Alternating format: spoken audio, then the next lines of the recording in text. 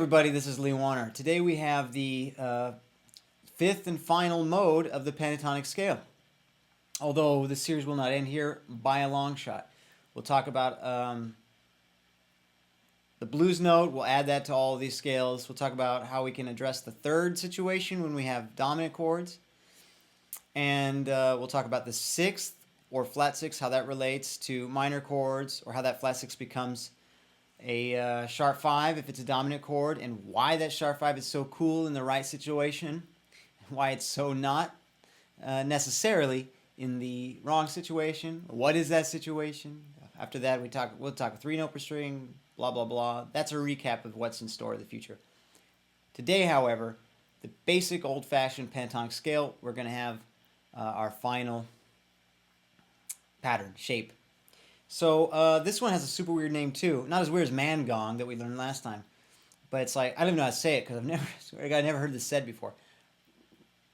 Ritusen.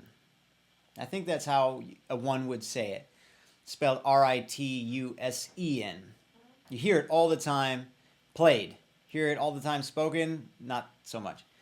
Anyway, now this is the going to be on the 15th fret because we're starting from the flat 7 of the minor pentatonic scale.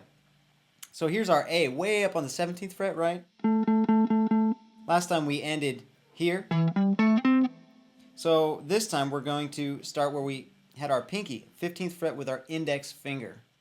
The next string looks the same.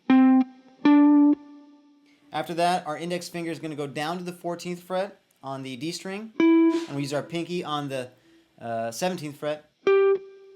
Next string looks the same.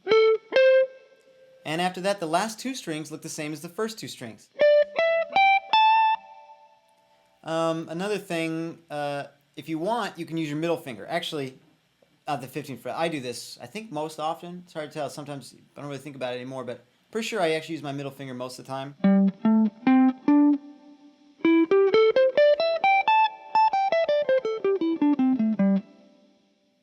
Keep in mind, we're going to add some bends to this, make it real bluesy, or we're going to not, and learn how to incorporate it over more jazz-like circumstances. And it's not a cop-out using pentatonics in jazz, by the way. I don't want anyone to have that impression. Charlie Parker, John Coltrane, this stuff's all over the place. A lot of times in blues, you have a certain set of notes, and how you play them is what makes them bluesy. In jazz, one might, just as an example, say that it's where you play them. There's a lot of places you can start them and you can switch between them. It becomes a very beautiful thing. We'll talk about all that in the future. For now, own that. In fact, you can do it down here too. If we start our A minor pentatonic from this A at the 5th fret, then you can go down 2 frets and do the same thing there.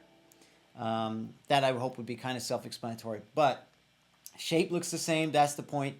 Until next time, happy practicing.